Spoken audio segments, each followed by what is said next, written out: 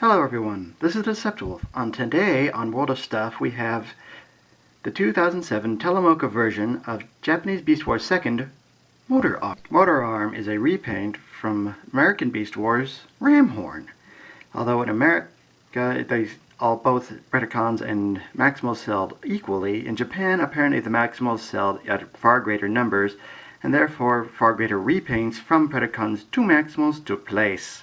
As you can see, Motorarm is indeed a rhinoceros beetle, a popular insect in Japanese culture, as is the function he formed with the Maximals, with that of a sumo wrestler. Motorarm was also part of a Gestalt team called Tripredacus, of which he formed the arms. Though this is not mentioned in the Telemocha instructions, I imagine if you have either the original Motorarm or any of his other companions, this can be done. The weapons for Motorarm were very interesting. The first, on top of his head, was the magma horns, which could apparently melt anything into soup, a feature which was carried over when combined onto Tripredacus. The second of Motorarm's weapons is the Uchari claw stored in the back, ironically referred to as the pullback claw because in order to get it into attack mode in beast mode, you have to pull back on the body itself, and then you can extract the claw. It's anybody's guess as to how you do that as an insect. Next, we will move on to transformation. We start by removing the secondary weapon from the back of the body. It is on two little pegs, so this is relatively easy. We'll leave that open for a second so we can get access to the legs, which are right down here. Since most of this is on ball joints, this is an exceedingly easy process, as this is a mainstay engineering of the Beast Wars line. Anyway, we will move this leg down and twist. Repeat on this end. Twist. Bring these arms out like so. Split this end of the carapace. Bring it out there. Move these legs over to the back of the body, which will be the back end of the robot mode. Bring these forward. There. Now we will close up this end of the body, helping to cover the legs. We will now bring down the head, twist it around, bring the feet down like that, and we will expose the face, where we find something very interesting out.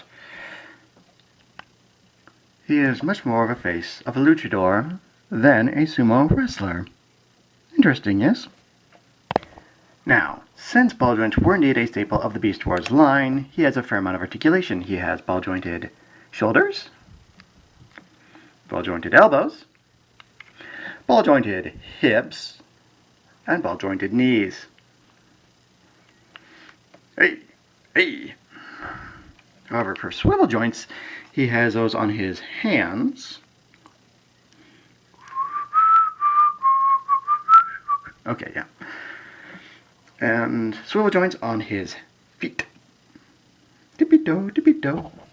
What's very interesting is that, due to transformation with the head, he basically has a Muppet head. Hello, my name is Motorarm. I am a luchador. Aha. One problem I do have with this figure is, well, yeah.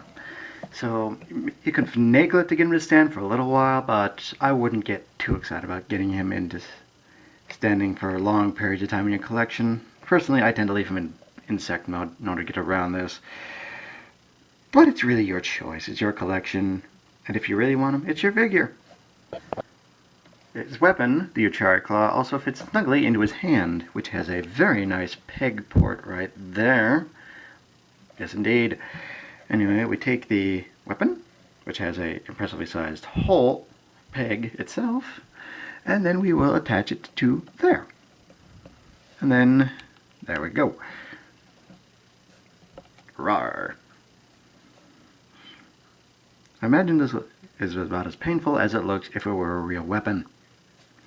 Well, ladies and gentlemen, I've been the Deceptiwolf, this has been Motorarm, and we both bid you a fond farewell, good night, and good luck. Do you want?